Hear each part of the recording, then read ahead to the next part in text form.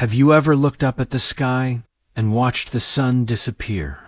Not behind clouds, not at dusk, but in the middle of the day, when the world should be bright, and yet the light begins to fade. It's as if the heavens are holding their breath. Birds fall silent, shadows sharpen, and a strange golden hush wraps around the earth. This is no ordinary moment. This is a solar eclipse, one of nature's rarest and most poetic events. Before we begin, take a breath with me. And if you're watching from a quiet corner of the world, or just settling into bed, let us know, like this video, subscribe to the channel, and comment below. Where are you listening from? And have you ever witnessed the sky go dark in daylight? Tonight, we won't just explain the science of solar eclipses. We'll drift gently through their stories, their shadows, and their quiet awe. So close your eyes if you'd like, and let the journey begin, because even in darkness, the universe has something to show us. And sometimes, the sun disappears, just to remind us how much it means when it shines again. It begins slowly, so slowly that you might not even notice at first. The warmth on your skin grows dimmer. The shadows stretch long and then strange. The breeze stills. Even the birds go quiet. You glance up and the sky seems wrong. The sun, once steady and golden, now feels fragile, as if something has taken a bite out of its edge. It is daytime, and yet the light no longer behaves like it should. The colors shift. Shadows sharpen unnaturally. The world looks like a faded photograph of itself. You are standing in the same place you always have, and yet something ancient is happening. This is the beginning of a solar eclipse. Across thousands of years, humans have stood just as you are now, heads tilted to the sky, hearts pounding, minds racing. Some trembled in fear, certain that the world was ending. Others dropped to their knees in awe. A few turned to the stars and began to ask questions that would shape all of science, because something about the sun vanishing in broad daylight, it's hard to ignore. Even now, with all our satellites and science, a solar eclipse still stirs something primal in us. It feels wrong and yet right, terrifying and yet mesmerizing. It reminds us that we are not in control, that our world is small, that we live inside a cosmic clock, turning without our permission. And yet, with astonishing precision. Let's go back, not to the beginning of the universe, but to the beginning of wonder. Imagine an ancient village, a clear noon sky, children playing, farmers working, and suddenly the light dims. The shadows twist. People look up, shielding their eyes, and see the sun swallowed by a black disk. Panic spreads. Fires are lit. Chants rise in the air. Prayers are spoken in trembling voices. Because how could the sun, the giver of life, vanish? Some believed a dragon was devouring the sun. Others that a great wolf had leaped from the stars. In every corner of the earth, eclipses were seen as signs, warnings, messages from gods, or the beginning of the end. But even in fear, there was fascination. As time passed, humans began to track these strange events. The sky, it turned out, followed patterns. The stars and planets, and even the moon. They moved with purpose, and those who studied the heavens realized that eclipses weren't chaos. They were choreography. They happened because of an astonishing alignment, the moon, the earth, and the sun falling into a perfect line. The moon, so small and close, can cover the giant, blazing sun for just a few brief minutes. A moment of cosmic precision, written into the fabric of our solar system. But in this first chapter of our journey, we're not rushing into numbers or measurements. Right now, we're simply standing in that moment.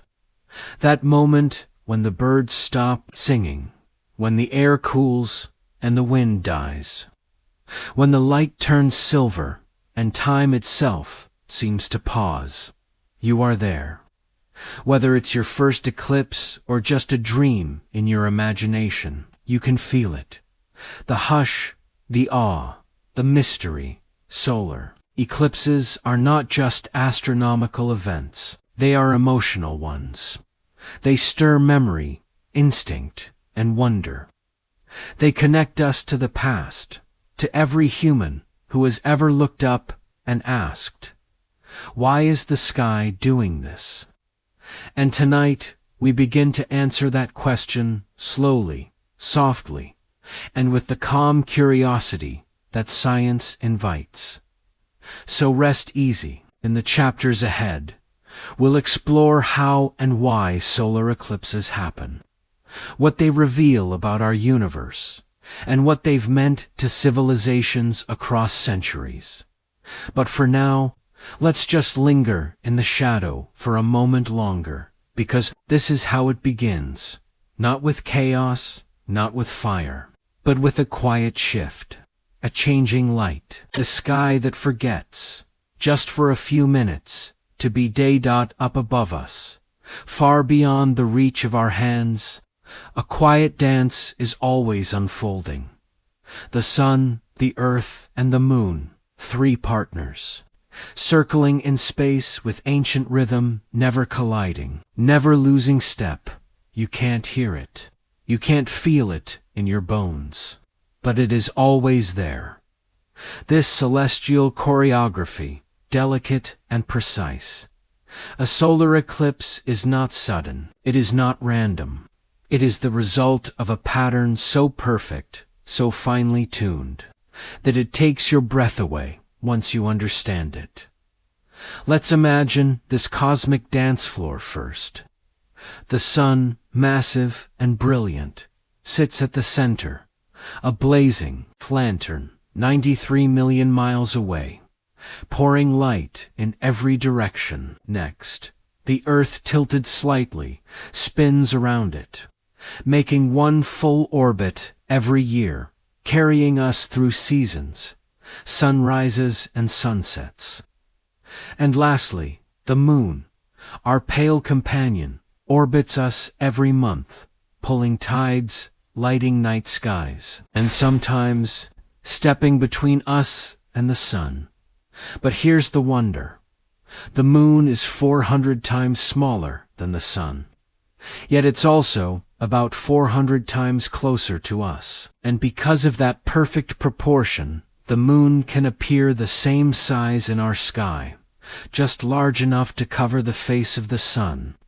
If the alignment is just right, most of the time, the moon's orbit passes slightly above or below the sun. But sometimes, just sometimes, the three bodies align along a straight line. Sun, moon, earth. A moment of astronomical grace.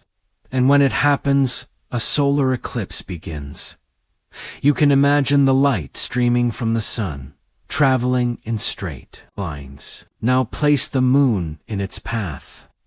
Behind the moon, a cone of shadow is cast, just like your body casts a shadow on the sidewalk under streetlight. But this shadow, stretching out in space, is vast and soft-edged. It has different layers, different depths, and each one touches the earth in a different way. We'll explore those shadows in more detail soon. But for now, just imagine them drifting slowly across oceans, forests, deserts, like a dark finger brushing the planet's surface. The entire event, from first bite to final gleam, can last a few hours. But the moment of totality, when the moon fully covers the sun, often lasts just a few fleeting minutes. And during those minutes, everything changes. But let's linger on the movement. This isn't just geometry, it's grace. Imagine it like a waltz in silence, danced in darkness. The moon glides forward, slow and certain. The earth turns gently beneath it. The sun, constant and burning, provides the stage light until the curtain falls. Sometimes it helps to picture it with your hands. Hold one hand out in front of your face. This is the moon. Behind it, in the distance, imagine the sun. Close one eye. Move your hands slightly. Suddenly, the sun disappears from view. That's all an eclipse is. Perspective, but in space. That perspective becomes profound. This alignment doesn't happen every month, even though the moon orbits Earth regularly. That's because the moon's path is tilted, just about 5 degrees off the path the Earth follows around the sun. It's like watching two hula hoops intersect at an angle. Only where they cross can an eclipse occur, and so solar eclipses are rare. Rare in timing, rare in location. You could live your whole life in one spot and never see a total eclipse with your own eyes. But when you do, when that shadow finds you, it feels like more than math. Because in that moment, all the spinning, tilting, orbiting, everything comes together. It feels as though the entire universe has paused just for a moment to perform for you. Some call it coincidence. Some call it design. But whatever it is, it happens with astonishing accuracy. Eclipses can be predicted centuries in advance. Scientists know exactly when the next one will arrive. Down to the minute, even the second. We've mapped this dance so well. We can travel across the world to stand in its path. But prediction doesn't ruin the magic. In fact, it deepens it. Because knowing how it works doesn't make the sky any less beautiful. It only makes it more miraculous. You see, when you understand the dance, you begin to feel it. Not just in your mind, but in your body. You begin to realize that you too are part of the movement. You are spinning with the earth, turning toward the moon, leaning into the sun's light. You are not still. You are in orbit, part of the dance, and in this chapter, that's the truth we hold gently. A solar eclipse is not chaos. It is choreography. It is the earth, the moon, and the sun, stepping into perfect alignment, not to frighten us, but to remind us that even in vastness, there is rhythm. That even in silence, there is movement. That the universe is not only made of stars, it is made of steps and timing and grace.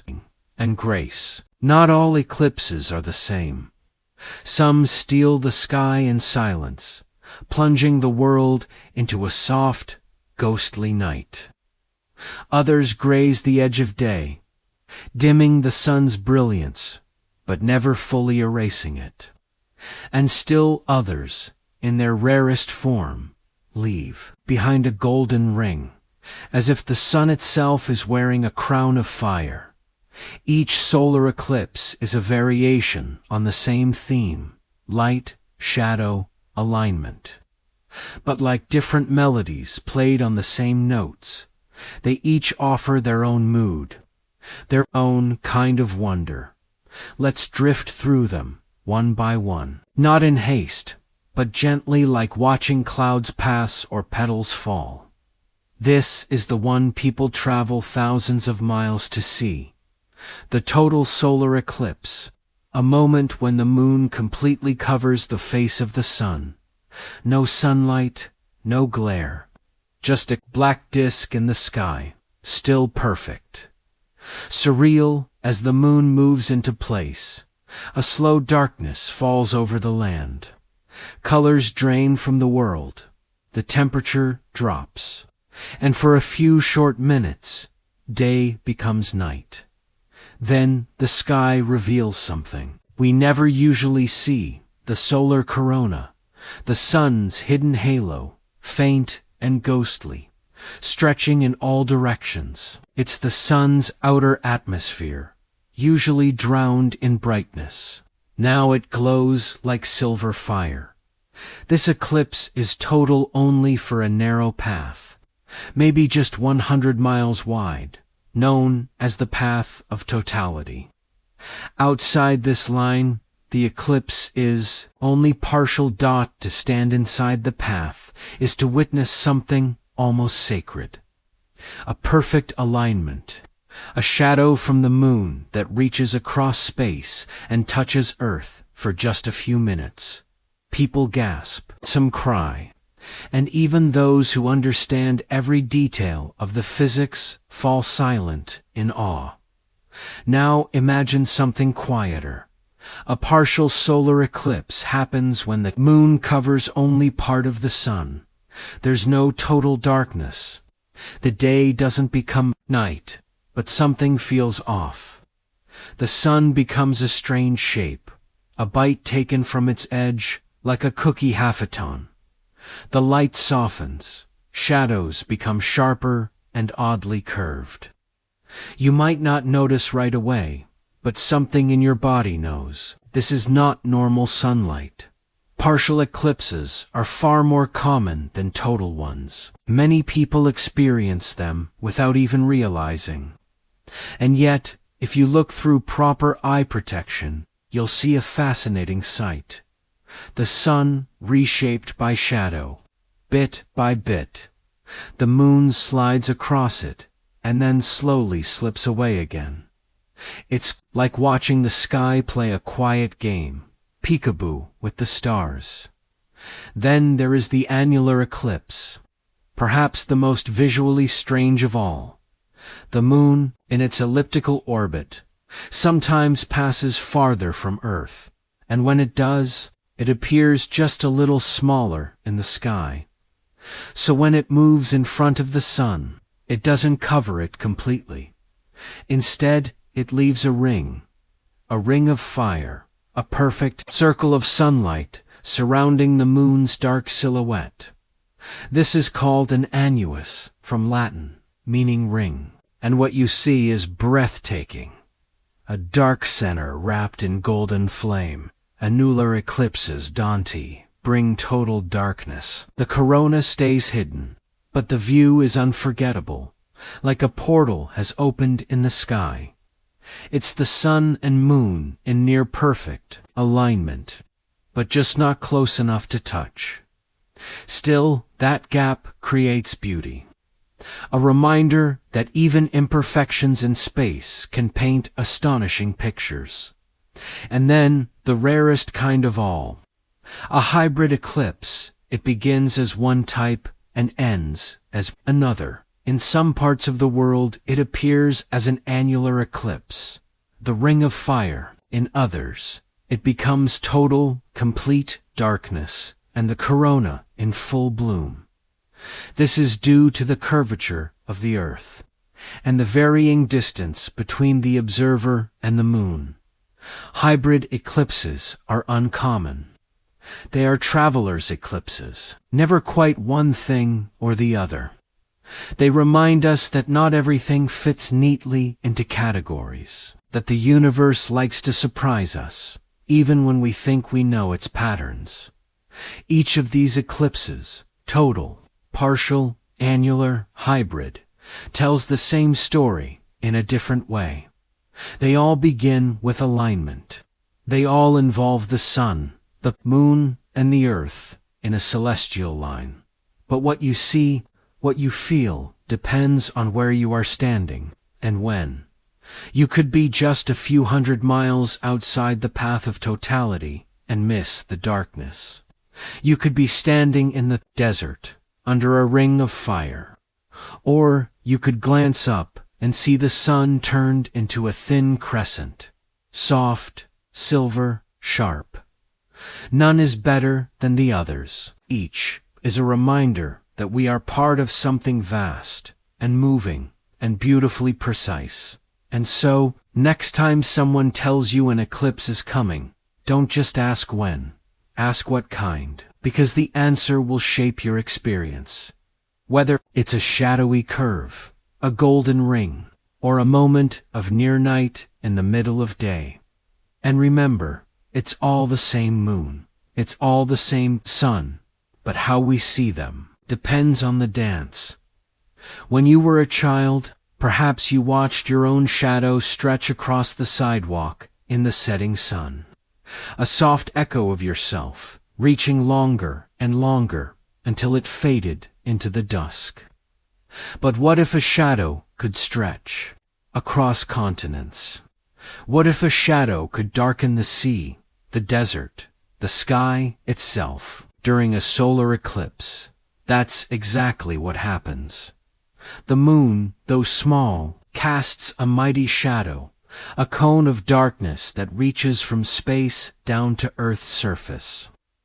It's not a single shadow, but a layered one, delicate, dimensional, dancing silently across the curve of the planet. Tonight, let's gently follow it. The umbra, a shadow of total night. The very center of the moon's shadow lies the umbra. It is the darkest part, where all direct sunlight is completely blocked.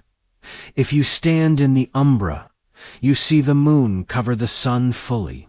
The day turns to night. The stars may appear. The corona, the sun's ethereal halo, flickers into view. The umbra is narrow, often no more than 100 to 160 kilometers wide, and it moves fast as the Earth rotates and the moon continues its orbit. This shadow races across the surface, sometimes faster than the speed of sound.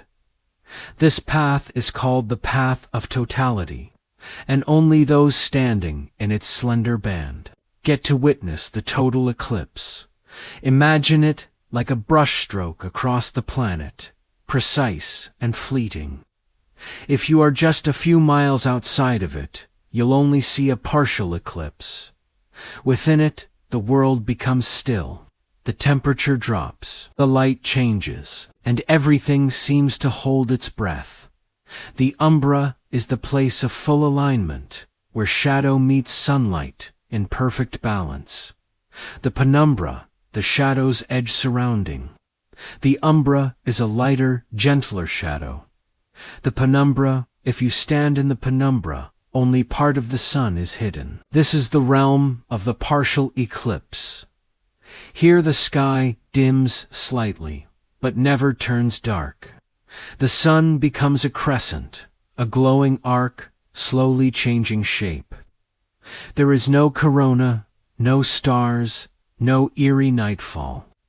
But still, the world feels different. Colors lose their warmth. Shadows grow strange. It's like walking through a dream. The penumbra is vast, covering thousands of kilometers. It touches whole continents, oceans, cities. It's where most people experience eclipses. And though it doesn't bring totality, it brings a subtle reminder that something magnificent is happening above you. In the penumbra, you are at the edge of the story, still part of it, still connected, but watching from the periphery. The antumbra, the ring of fire. Then there is the antumbra, a word not often heard, but crucial to the eclipse's tale. This is the region where the moon is directly in front of the sun, but it appears too small to cover it completely. If you stand in the antumbra, you'll see the annular eclipse, the dark disk of the moon, surrounded by a brilliant, unbroken ring of sunlight. It's not totality, but it's not partial either. It is a glowing threshold between shadow and flame. The antumbra lies beyond the umbra, further along the cone of shadow. It touches Earth only when the moon is farther away in its orbit, too distant to cast a full shadow that reaches the surface. And so, instead of a complete blackout, you get the ring of fire, the sun peeking around the edges of the moon. It is beautiful, haunting, and different from anything else the sky offers. Following the shadow, the moon's shadow doesn't just sit still, it moves. Fast as the moon orbits and the earth rotates, the shadow races across the globe, a dark ribbon tracing its path from west to east. You can picture it like a brush of ink across a spinning globe, dipping into oceans, climbing over mountains, slipping through clouds. In space, satellites watch this shadow crawl across the Earth's surface. From above, it looks like nightfall pouring across the curve of the planet, except it lasts only minutes. This movement is why eclipses are so brief in any one place. The shadow is traveling at over 1,000 miles per hour. And yet, in those few moments when it passes over you, time seems to slow. Everything hushes. Everything feels suspended. The magic of alignment. These three shadows, umbra, penumbra, antumbra, are all born from light. From the way it travels in straight lines, from the way the moon stands in its path. They are geometry made visible. They are cosmic sketches traced across our world. And yet, they feel like more than math. Standing in the umbra, you feel the earth, breathing differently. Standing in the penumbra, you sense something distant, turning. Standing in the antumbra, you see fire circle shadow, the universe blinking through its own veil. It's all about where you stand. A few kilometers can change what you see. A few seconds can change how it feels. And that is the beauty of the eclipse. Not just that it happens, but that it happens so precisely. The shadow doesn't fall by chance. It falls by design, by the endless, elegant rules of space and time. In the next chapter, we'll explore the miracle of why the moon fits so perfectly over the sun from our point of view, and why that perfect match won't last forever. But for now, let us rest in the shade, not the darkness of fear, but the soft, cool shadow of cosmic alignment. A shadow that once touched the earth, and might soon touch you again. Look up at the sky on any ordinary day, and you might not think twice about it. The sun blazes high, distant, and untouchable. The moon drifts quietly across the sky. Pale, gentle, always changing, they seem so different. One blinding and far, one soft and near, and yet, from Earth, they appear the same size. It's a trick of distance, a cosmic coincidence, so perfect, so precise, that it allows one to cover the other. Exactly it is this miracle of matching proportions that gives birth to a total solar eclipse.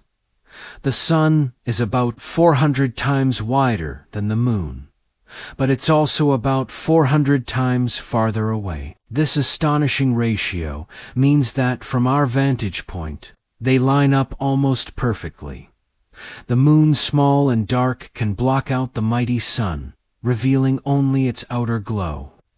Not because it's larger, but because it's closer, like a coin held at arm's length, blocking the light from a street lamp far away. This alignment is not just beautiful.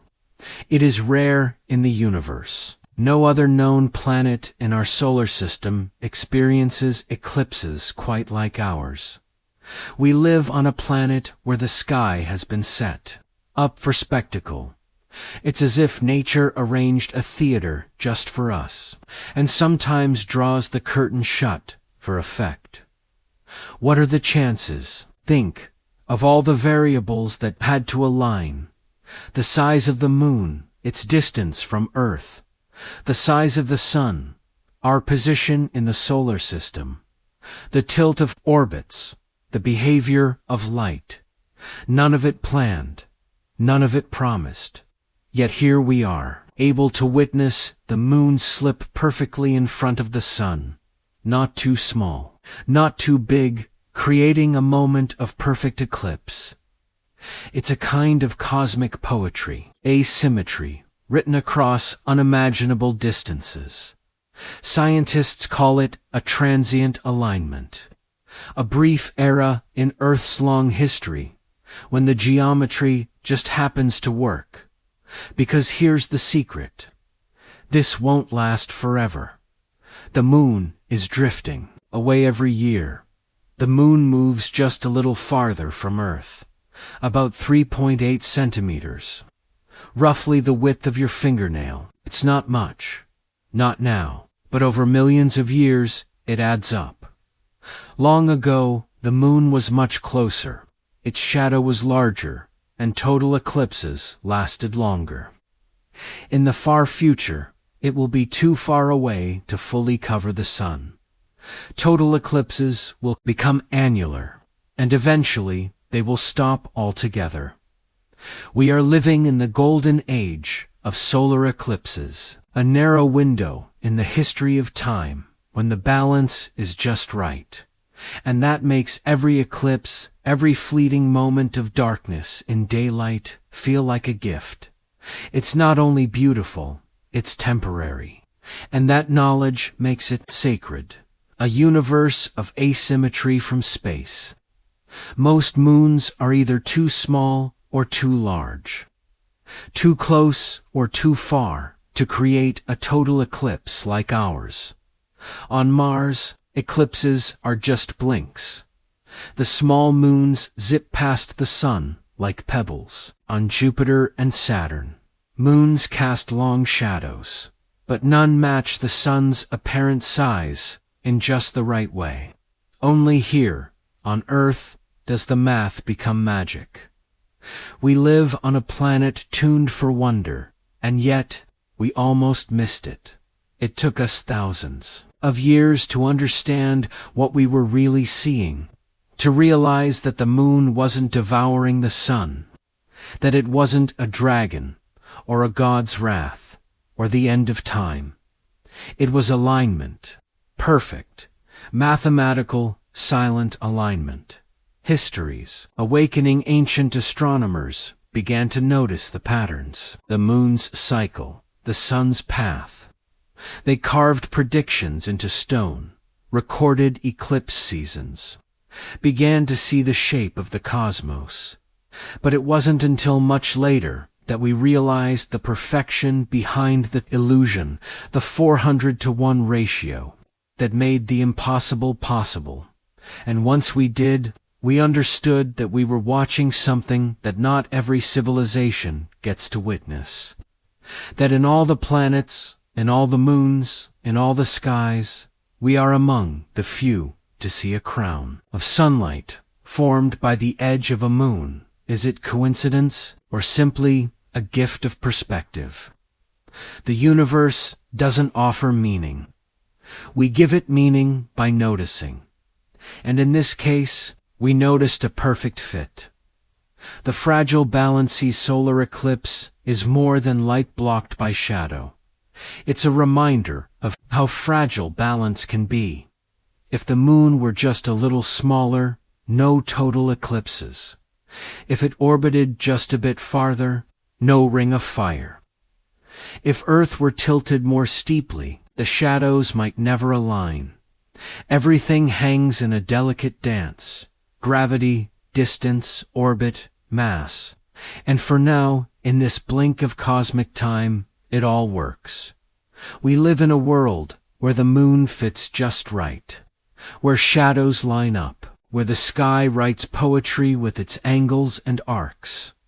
And one day, millions of years from now, that will end. Total eclipses will fade into history. A brief, bright chapter in Earth's long story.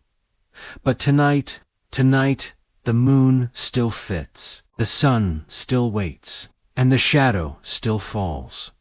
So if you ever stand in the path of totality, if the day goes dark and the stars appear, know that you are witnessing something rare and real and fleeting. A perfect coincidence, a sky that fits together like a puzzle, a moon that knew just for now how to cover the sun. Imagine standing in a meadow, the air is warm, bees are buzzing, birds flit from tree to tree, calling out in song, and then, slowly, subtly, the light begins to change. It's not like sunset, it's stranger than cloud cover. The sky turns a quiet, silvery gray, shadows sharpen, the breeze stills. The warmth slips away, and something curious happens. The bees stop buzzing, the birds go silent. Cows begin to wander toward their barns. Crickets start to chirp. It's as if the entire animal world has collectively asked, "Is it night already?" Instinct, in the absence of light animals, more than humans, live by light. Not clocks, not calendars, but the steady rhythm of sunrise and sunset. So when a solar eclipse brings daytime darkness, it confuses the script. The sudden dimming tells their bodies, it's time to rest. It's time to roost, to burrow, to hush. Insects begin to sing their nighttime songs. Frogs croak, bats take to the air, thinking the evening has come early. All of it happens as if on cue, even though the cue is only a shadow. This isn't magic, it's biology. But it feels magical when seen with quiet eyes. Birds in confusion, and flight birds especially, respond in vivid ways. Flocks that were flying high suddenly spiral down toward trees. Chickens retreat to their coops. Songbirds fall into eerie silence. And then, as the light returns, they begin again, but not always with the same ease. In one study, during a total eclipse, scientists recorded birds growing still, then bursting into panicked flight once the sun returned, as if even their wings couldn't decide what time it was. And yet, even in their confusion, there's a kind of grace. They're reacting not with thought, but with something older, something deeper, instinct, time written into their cells, now suddenly turned upside down by a sky that forgot its lines. Farm animals feel the shift. Cows return to their stalls. Sheep lie down to rest. Horses grow uneasy, some pacing in circles, others standing motionless, ears alert. Two domesticated animals. The shift in light is unsettling. They know the routine. They know when to be fed, when to rest, when the day ends. And during an eclipse, those rules blur. It's a brief confusion, a moment of misplaced rhythm, but it speaks to how much animals trust the sun, and how much they notice when it falters. Bees and bugsbees are among the most sensitive. As the eclipse begins, they continue buzzing from flower to flower, but as totality nears, their movement slows, and then stops. In one experiment, scientists recorded a sudden silence in a field of bees during totality. Not a single buzz, just stillness.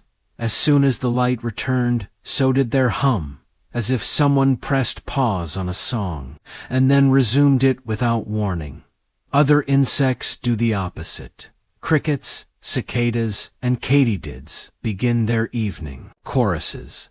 Drawn out by darkness, they sing as if twilight has come, only to fall silent once again when the sun returns, puzzled perhaps. By the reversed night, the creatures of the night come early bats, to take to the sky during a total solar eclipse. These nocturnal flyers are often spotted darting through the darkened air, believing perhaps, that the night has come calling a little earlier than usual. Owls hoot, nighthawks rise. The world, for a moment, becomes inverted. Night creatures roam, while the creatures of day fall still. It's a rare crossing of timelines, as if two worlds, one of sun and one of moon, briefly share the same sky. Plants respond. To Evan, plants respond to the fading light. Some flowers, like the morning glory, begin to close their petals. Photosynthesis slows. Leaves turn subtly toward where the sun used to shine. It's not dramatic, but it is real. The plant world, like the animal world, reads the light like a silent clock. And when the clock skips a beat, they notice. We are part of this, too, and what about us? We may not retreat to barns or chirp into the darkness, but we feel the shift in our own way. Some people weep, others cheer. Many stand in stunned silence, their skin tingling, their hearts slowing. As the sky goes dark, it's as though something primal stirs beneath all the science and understanding. A shared memory, a deep recognition that when the sun disappears, the world changes, even if only for a moment. We, too, are animals of the earth, tied to the rhythms of light, and when those rhythms pause, we feel it. Not in our feathers or fur, but in our breath, in our thoughts. In the way we gaze at the sky and say, without words, this is not normal. And yet, it is beautiful. Harmony in disruption. What's remarkable is not just how animals react, but how quickly they return. As the light comes back, the bees buzz again, the birds sing, the cows return to grazing, as if nothing ever happened.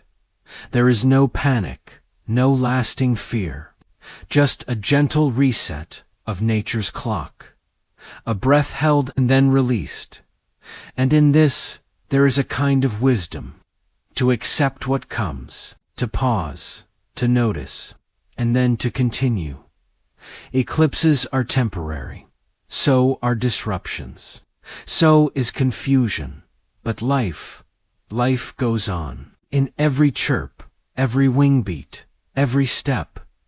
Imagine the sky darkening suddenly, and you don't know why. There are no warnings, no science books, no forecast on a glowing screen. You're standing in a field with your ancestors and the sun. That giver of life, warmth, and time begins to vanish, not over hours, but in minutes, bit by bit, as if being swallowed by something unseen. What would you think when dragons ate the sun in ancient China? They believed a great celestial dragon was devouring the sun, its long coiling body invisible to human eyes, stretched across the heavens, hungry for light. When the eclipse began, people would bang drums, shout, shoot arrows into the sky, anything to scare the dragon away. And when the sun returned, as it always did, it meant the dragon had been driven back. The darkness passed, the light endured, but the fear remained. Wolves in the sky. The Vikings told of two wolves, Skull and Hati, who chased the sun and moon through the sky. When one of them caught their prey, an eclipse would begin, a brief triumph of shadow over light. To the Norse, this was not just a story, it was fate.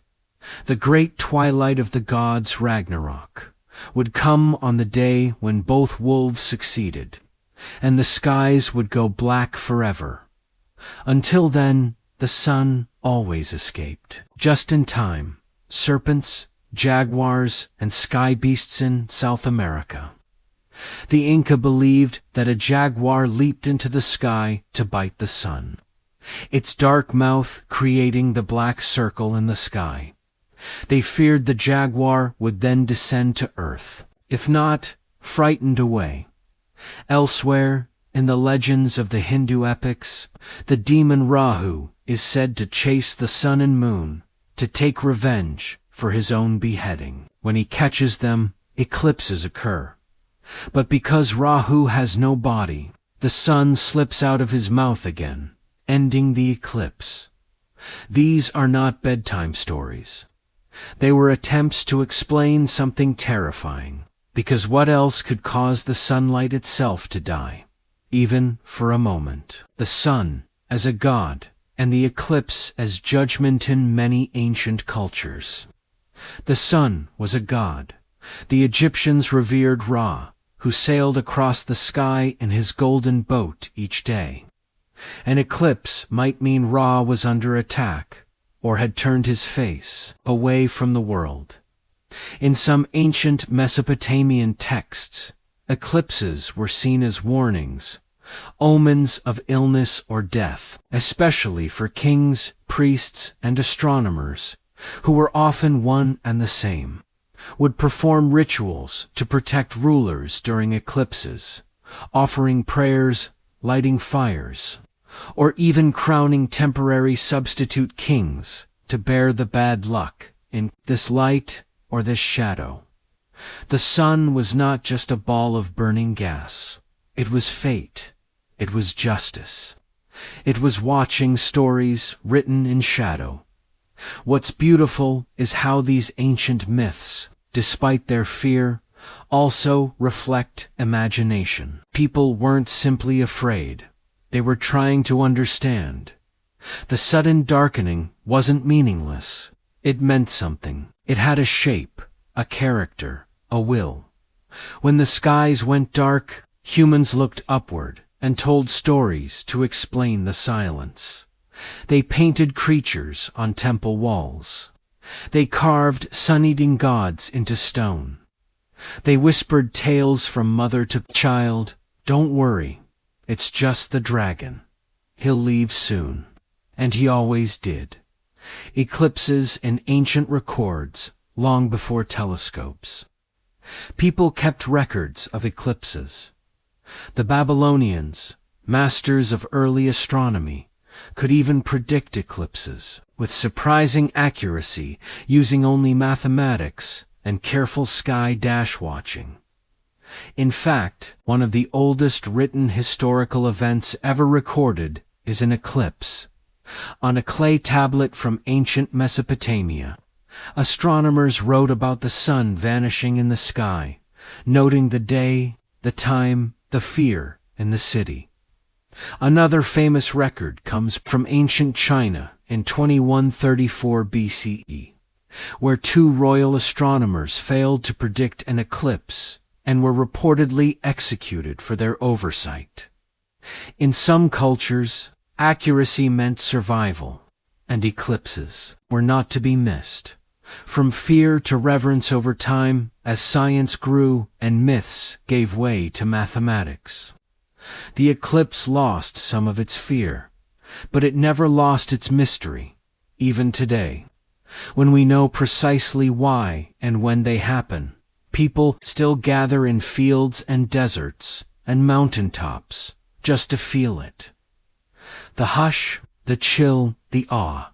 It's as if a piece of that ancient fear still lives inside us. Not fear of monsters, perhaps, but a reminder of how small we are under a sky that still sometimes surprises us. The universal storyteller. What's most remarkable is that every culture has a story about the sun disappearing from Inuit tribes in the Arctic to Aboriginal Australians in the outback. The theme is the same. The sun is in danger. We must honor it and celebrate when it returns. Eclipses are one of the few cosmic events that remind us how connected we are, not just across the globe, but across time. You lying in bed tonight, and a farmer 3,000 years ago in a field, both staring up in wonder, both trying to make sense of the shadow. From myth to meaning and Yet these stories were not wrong. They were just early translations of what we now understand in scientific terms. The sun isn't eaten, but it is temporarily hidden. The moon isn't a dragon, but it does move perfectly between us and the sun. The difference now is language. Instead of gods and beasts, we speak of orbits and angles, but wonder. That stays the same, because when the day turns to night, even for a moment, something ancient stirs a memory that our ancestors once told in whispers and firelight. There are moments when the universe reveals its secrets, but only for those who know when and where to look. A solar eclipse is one of those moments. A curtain of shadow drawn across the sky, not to hide the cosmos, but to unveil it. And so, long after the myths faded, the scientists began to watch. Not with fear, but with anticipation. Not to scare away the darkness, but to learn from it. Shadows, not superstition. By the 17th and 18th centuries, astronomy had begun to shift from wonder to precision. The moon's motion could be mapped. The sun's light could be measured. But still, solar eclipses were rare, unpredictable, and mysterious. To witness, one was to be invited into a cosmic laboratory. The sky became the experiment, and the eclipse, the briefest window to peek behind the veil of light. Every shadow became a clue, every flicker a message. The eclipse of 1868, a discovery in the dark in August of 1868. Astronomers gathered in India to observe a total solar eclipse. When the moon slid between Earth and Sun, something astonishing appeared. A bright, yellow, spectral line in the sun's corona, a color never seen before in any element on Earth. Scientists thought it must be a new element, and so they named it helium, after Helios, the Greek word for sun. Only decades later would helium be found on Earth, trapped in volcanic gas. But it was first discovered, not underground, but in the sky, during an eclipse, a ghost of an element revealed by shadow, light that bends. The eclipse of 1919 then came one of the most famous eclipses in the history of science. It was May 29, 1919. The world had just emerged from World War I, and a young, quiet physicist named Albert Einstein had published a theory. Few people understood a theory that said space itself could bend. His theory of general relativity claimed that gravity could warp space and even bend the path of light. But how could this be proven? A solar eclipse would help. Einstein and the bending of starlight during an eclipse.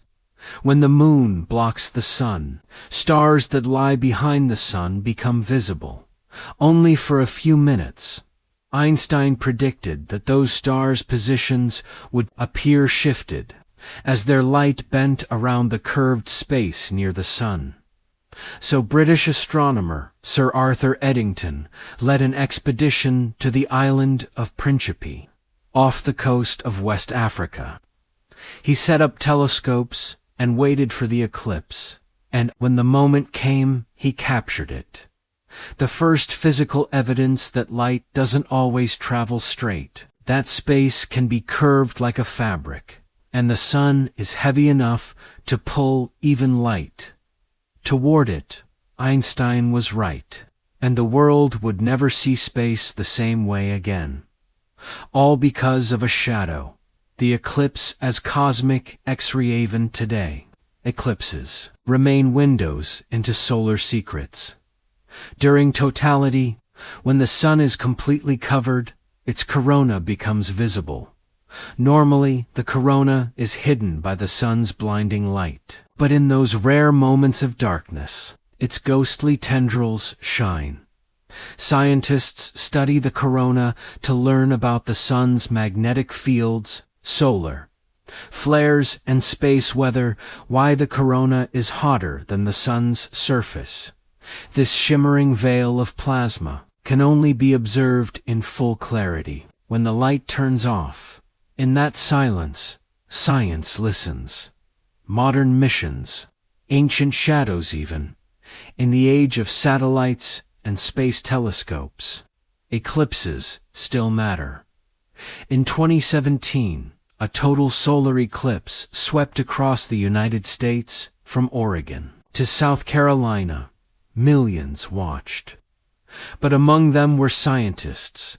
Too, they launched high-altitude balloons, placed telescopes on mountaintops, and flew planes into the eclipse's path. Their goal, to study the upper atmosphere, solar particles, and even test new instruments.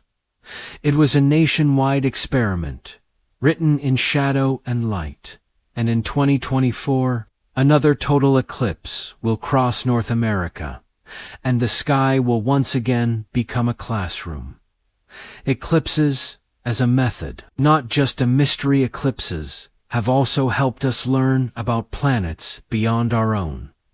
Astronomers, studying exoplanets, planets around other stars, use the principle of an eclipse to detect them. When a planet passes in front of its star, the star dims slightly. A tiny, regular flicker. It's an eclipse, on a distant scale. From these flickers, we can now detect worlds far away, their sizes, their atmospheres, even whether they might hold water or life. The same logic that helped humans understand our moon's shadow now helps us search the galaxy for kin. The stillness that reveals, and so the solar eclipse is not just a celestial event, it is an instrument, a natural tool for understanding time, space, and even ourselves. In the hush of the eclipse, the stars speak. In the chill of its passing, the sun reveals its edge. And in the dark, we become aware not just of what we see, but of what we know. Einstein's curved space, helium's ghost flame, the truth that sometimes only darkness can make the light visible. As you lie here, drifting through sleep and shadow, remember this: every eclipse has been watched by eyes filled with questions, by kings, poets, animals, and scientists. And in every era, the shadow brought not just silence, but discovery. Perhaps the next one will bring another dot in the brief hush of a total solar eclipse. Something astonishing appears. A delicate glow, soft white and flowing, stretches out from behind the black disk of the moon.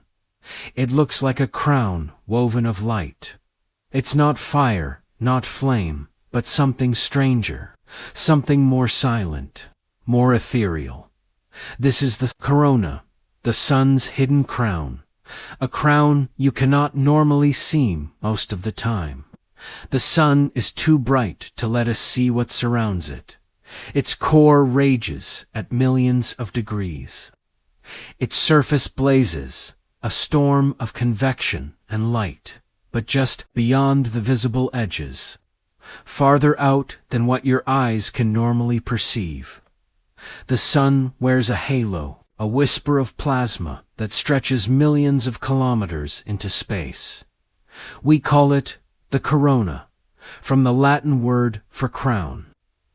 It is the sun's outermost atmosphere, not visible on ordinary days, not visible through ordinary light.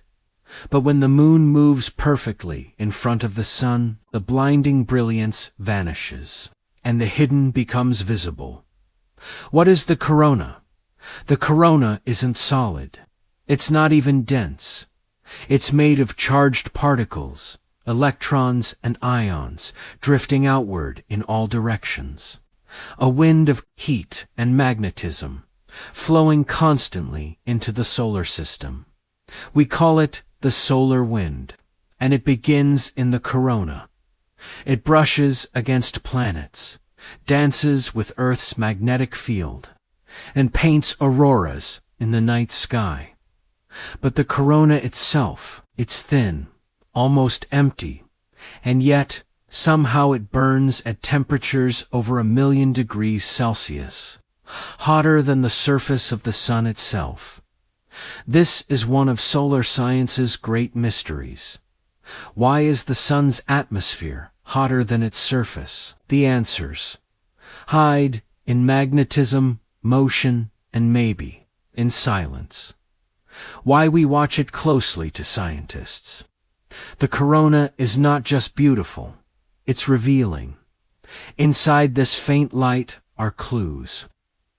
2 solar flares, powerful eruptions that can disrupt satellites and power grids coronal, mass ejections, giant bursts of plasma that hurl through space, weather the invisible storms that affect astronauts, GPS and radio waves. During total eclipses, researchers race to study these threads of light, to capture their curves and changes. They use choreographs, instruments that mimic eclipses, but even those can't match the clarity of a real natural eclipse. Because in those few quiet minutes, the corona shines with its true grace, unobstructed, undisturbed, alive. The shape of a star's breath. If you look closely, the corona is never still. Its shape changes with the solar cycle, an 11-year rhythm of sunspots and storms. Sometimes it's smooth, like silk. Sometimes it bristles, like thorns. These filaments and arcs are shaped by magnetic fields, invisible lines of force that twist and loop around the sun. The corona is their canvas, and in an eclipse, the painting is unveiled. Some people see wings, some see petals, some just stare in silence, because this is the sun not as a fireball, but as a breathing, pulsing being, a crown of ghostly lighten, like the golden surface of the sun. The corona glows white, pale, cold-looking, but burning hot. Its light is what scientists call emission lines, fingerprints of atoms stripped of their electrons. You are seeing iron, calcium, helium, all in states you never see on Earth. It is the light of a different world, a place too hot, too fast, too strange for ordinary matter to behave. And yet, it dances for you, just once in a while, only during an eclipse. What it feels like to see the corona. Ask anyone who's seen a total solar eclipse what moved them the most, and many will say the corona. It's not just what it looks like, it's what it feels like. Imagine this. The sky has darkened. The world is hushed. You look up, and around the black moon is this unearthly glow. Feathers of light stretching outward, silent, motionless, and yet alive. It doesn't feel like something you should be allowed to see. It feels sacred, like a secret the universe forgot to keep. It is beauty framed in shadow. What NASA and scientists are still learning modern. Missions like NASA's Parker Solar Probe and Solar Orbiter are getting closer to the corona than ever before. They're diving through the sun's atmosphere, feeling the heat and turbulence firsthand. But even now, eclipses matter because no probe, no satellite can give us the full image our own eyes can capture during totality. And as each new eclipse arrives, we see new patterns, new waves, new puzzles. The corona reminds us even the most familiar star has secrets. And sometimes you need darkness to see them. The sun's gentle halo as you lie here now, imagining the corona. Picture it, not as a burst, but a glow, not loud, but quiet. A halo of white fire, a ghost of the star that warms your days. Worn like a crown, but only shown to those who are still enough, and lucky enough, to look up when the light disappears. It is the sun's hidden gift, not in its blaze, but in its breath. And in that rare moment when you see it, you don't just see the sun. You feel it, not as a furnace, but as a cementus, but as a mystery. There is something sacred about standing under an eclipse. It feels like a ceremony, a moment, not just to witness, but to prepare for. And just like any rare and radiant event, there's a way to do it safely and beautifully. Let us walk you through how to watch a solar eclipse, not just with your eyes, but with care, intention, and awe. First rule: never look directly at the sun unless it's total. This is the most important truth. Never look directly at the sun during an eclipse unless it's in totality, when the moon fully covers the sun's face, before and after. Totality. Even the tiniest sliver of uncovered sun can cause permanent eye damage. Why? Because your eyes don't feel pain from sunlight. And during an eclipse, your pupils open wide, fooled by the darkening sky, letting in more danger than usual. So protect your vision like it's part of the ceremony, because it is. Certified eclipse glasses, not just any sunglassool, need something special. Eclipse glasses that meet the ISO 123122 International Safety Standard. They look like paper or plastic frames with black lenses, but those lenses are 100 times darker than sunglasses. They block both visible and invisible rays, the ultraviolet and infrared light that can burn your retina. Regular sunglasses, even the darkest ones, not enough, so be sure they're certified, undamaged, and worn every time the sun is visible. Even partially, think of them as the sacred veil between your eyes and a star. Build your own magic. The pinhole project have eclipse glasses. You can still watch the eclipse without watching the sun. Here's how. Make a simple pinhole. Projector: take a piece of paper or cardboard, poke a small hole in it, and hold it in sunlight so it casts a shadow onto the ground. Or a second sheet of paper, you'll see a tiny, curved image of the eclipsed sun projected there. As the eclipse progresses, the shape changes. A crescent, shrinking, growing, shifting. It's like watching the sky's shadow theater. Quiet, safe, beautiful. Nature's projector, leaves and shadows even. The trees get involved. Stand under a leafy canopy during an eclipse, and look at the ground. You'll see dozens, sometimes hundreds of tiny crescent suns flickering beneath you. Each gap between leaves acts like a natural pinhole, casting little images of the eclipse onto the earth. No equipment needed, just wonder. The world is helping you watch. Photographing an eclipse with caution. You might feel tempted to capture the moment. If you do, remember this. Cameras need protection too. Never point a phone, DSLR, or telescope at the sun without a proper solar filter. Otherwise, you can damage your equipment, or worse, your eyes, while lining up the shot. There are special eclipse filters and lenses designed for this purpose. But even then, sometimes the best photo is the one you keep in memory. Because the light, the hush, the feeling, no image can truly hold it. Choosing the right spot where you stand can change everything. Look up eclipse maps. Find the path of totality for total eclipses, or the center line for annular ones. Being just a few kilometers off path can mean the difference between a full eclipse and just a partial glance.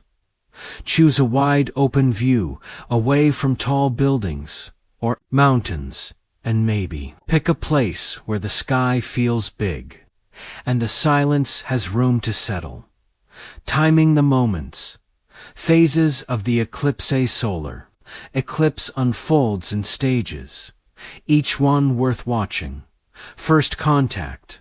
The moon begins to touch the sun's edge. A small bite appears. Partial eclipse. The sun becomes a crescent. The light begins to shift. Totality if applicable. The sky dims. Stars appear and the corona glows. Third contact. The sun peeks out again. The diamond ring. Effect final phase. The moon moves away and sunlight slowly returns. Each stage invites a pause, a breath, a deeper quiet. So plan ahead, know the schedule for your location, and let the rhythm of the sky become your own. What to bring, a gentle checklist to turn the eclipse into a soft, sacred ritual. Gather what brings you peace. Certified eclipse glasses, a pinhole projector, or small mirror, a blanket or reclining, chair notebook, or journal snacks, water, soft musica, camera if you feel called, friends, family, or solitude. If that's your calm, maybe even something symbolic, a stone, a flower, a poem, because what you carry shapes what you feel. After the eclipse, reflect. Don't rush once. The light returns. Don't hurry away. Stay a little longer. Watch the warmth. Return to the earth. Listen for the birds. Notice the color of the shadows. Let the silence linger. You've just witnessed the turning of cosmic gears. You've stood under a moving shadow drawn across the earth. It's not something you need to explain, only something to feel. Seeing without harming, feeling without fear. To watch a solar eclipse is to look into the machinery of the heavens. It's beautiful, but it's also bright, fiercely so. Respecting the light means guarding your eyes. And guarding your eyes means opening your heart. There is wisdom in doing it right. And when you do, you don't just see a star being covered. You become part of the story. The eclipse fades.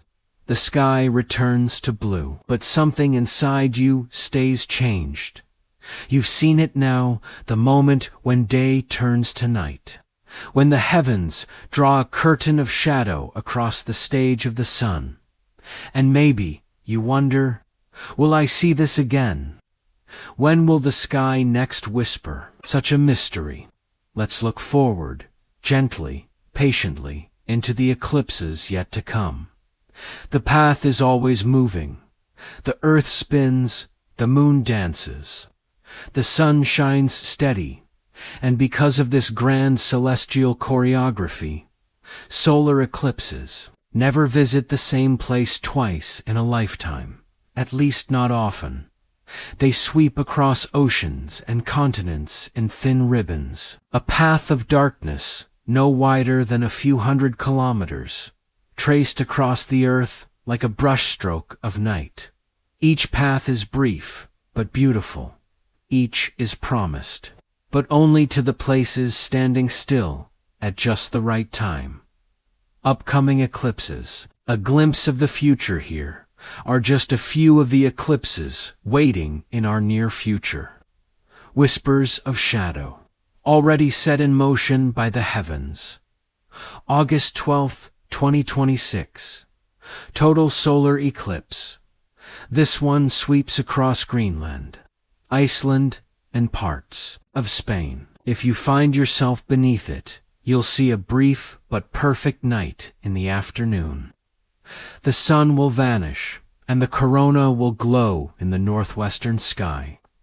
August 2nd, 2027, a long total eclipse, one of the longest eclipses of the century, visible across northern Africa and the Middle East, including Egypt, where the eclipse lasts over 6 minutes.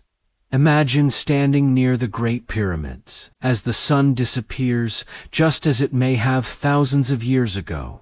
April 8th, 2024, already passed. But remembered, if you're listening after 2024, perhaps you witnessed the Great American Eclipse, a total eclipse that crossed Mexico, the US, and Canada. It carved a path of awe across millions of lives, and those who stood in its shadow still remember the silence. September 2nd, 2035, China and Japan. Parts of Eastern Asia, including Beijing and Tokyo, will experience totality. Cities built for millions will fall still as ancient light is momentarily stolen. July 22, 2028. Australia's turn, a total eclipse will sweep across Sydney, casting shadows over the Opera House. The southern skies will darken, and stars may shine above the ocean. These are just a few. There are always more eclipses ahead. Waiting patiently on the edge of time, every few years, the moon finds her perfect place again, and those beneath her path will see something unforgettable. Where will you be? You don't have to travel the world. Sometimes the shadow comes to you, but if you feel drawn, let it become a reason to wander. A soft celestial pilgrimage eclipse. Chasers, those who travel to witness every eclipse, speak of a kind of addiction to the silence. The light, the hush of the crowd as totality begins. Maybe you'll join them. Maybe one day you'll stand in a distant land, eyes lifted under a darkening sky, planning for totality, a gentle guide. You're curious about chasing an eclipse someday. Here's how to prepare with grace. Look up eclipse maps far in. Advanced NASA and astronomy sites provide detailed paths. Pick your place early. The best locations, book quickly. Know the weather. Even the perfect spot won't show you the sky if it's covered in clouds. Allow time. Arrive early. Stay calm. Let it be part of a larger journey. Be still during the eclipse. Let your senses take over, not your camera. And remember, it's not just about seeing the eclipse. It's about feeling it. The sky keeps its promises. Something comforting in knowing this. Eclipses are not random. They are not rare accidents. They are part of the Saros cycle, a celestial rhythm that repeats every 18 years, 11 days, and 8 hours. Each eclipse is linked to others, generations apart, continents away, like echoes in the sky. When you witness an eclipse, you are standing in a pattern that ancient astronomers once traced by candlelight. You are part of a rhythm older than language, a future eclipse for every soul weather. You're 10 years old or 90. There is likely another eclipse ahead in your life. It may come in 5 years, or 15. It may appear while you're on vacation, or on a quiet morning when you least expect it. But know this, you will never see the same eclipse twice. Each one is a single note in the symphony of the sky. So when it comes, pause, look up, and let it move through you. The sky is always preparing. Now as you rest, the moon is still orbiting. The earth is still spinning. The sun is still shining, and somewhere on a distant date, the shadow is already being drawn. Lines on a map, timings on a chart, and someday a moment in your memory. The future is full of eclipses, and all you have to do is look up. That eclipse ends, but the stillness it brought remains. The birds begin to sing again. The light returns, not all at once, but gradually, like a memory waking from a dream. And as the world stirs beneath the sunlight once more, you might wonder, what exactly did I witness? What did it mean, beyond science? Let's linger here in the afterglow, and let the poetry rise from the silence. A harmony of coincidence. The moon is 400 times smaller than the sun, and yet, from where we stand, it appears the same size in the sky. That one perfect coincidence allows eclipses to happen. Just the right sizes, just the right distances, just the right moment in time. It's almost as if the universe wanted us to see something rare, to be reminded that alignment, however brief, is possible. When the sun, the moon, and the earth fall into a single line, we see a shadow, but what we feel is awe. Light must be interrupted to be understood. We live surrounded by light. We depend on it. We are made of it. But we rarely pause to notice it until it's taken away. A solar eclipse is a gentle interruption, a reminder that even the brightest thing we know can be softened, eclipsed, momentarily hidden dot in that darkness. We begin to see not just the absence of light, but its shape, its texture, its value, like music. Light needs quiet to be heard. Like love, it's in its absence that we truly know what it means. A shadow that unites for a few minutes. During totality, everyone beneath. The eclipse shares the same moment. Strangers gather on rooftops, in fields, on mountaintops. They stop, they look up, and for once, the world watches the same sky, the same mystery. It doesn't matter what language you speak, what time zone you live in, what your beliefs are. The eclipse belongs to no one and to everyone. A cosmic event, shared across borders. A unifier made of light and shadow. The dance of impermanence. Eclipses are fleeting. They don't last. They can't. And that's why they're beautiful. The darkness comes. The corona blooms. The world holds its breath. And then the light returns. In this, there is a lesson. Even the grandest alignments are momentary. Even the deepest night passes.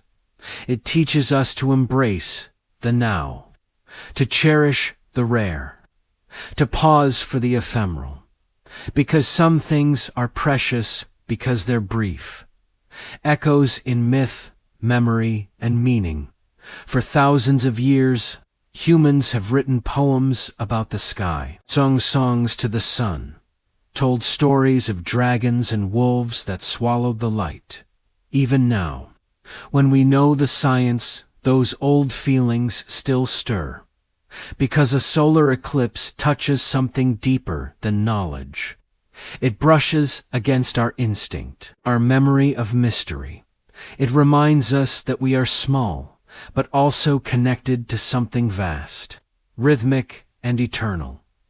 Between day and night, a third place, there is day, there is night, and then there is eclipse. A space between the known rhythms, a moment where time feels suspended, where the familiar turns strange, and the ordinary becomes sacred. It's not just an astronomical event. It's a meditation, a threshold, and for those who witness it, a moment that stays. A gift from the sky. Every eclipse is a letter written in light and shadow, addressed to anyone willing to look up. It doesn't ask you to understand, only to witness, to feel. You don't need to be a scientist.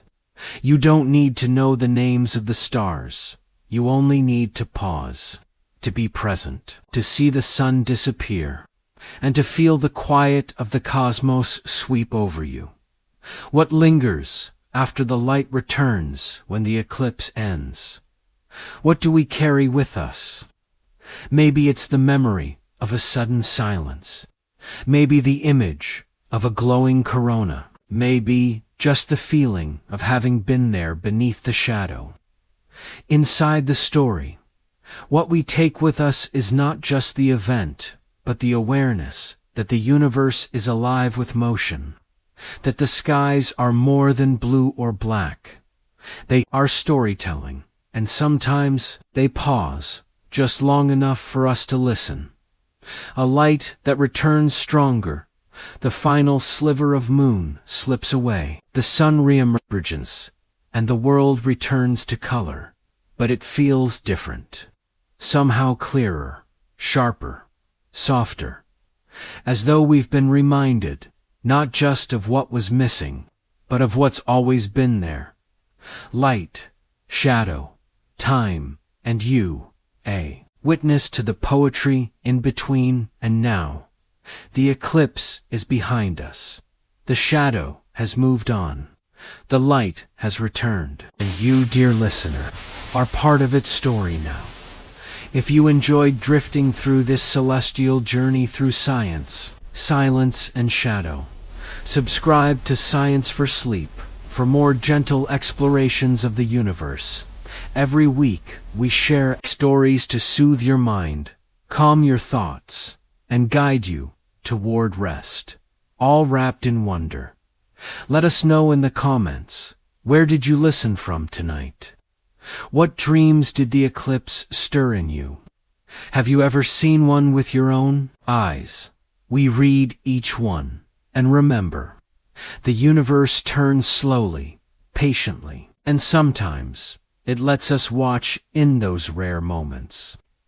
When light bends, shadows dance, and time seems to pause, we're reminded that we belong to something vast and beautifully quiet. Now breathe, let sleep take you gently. And when you wake, know that somewhere out there the moon and the sun are still dancing. Good night, good night.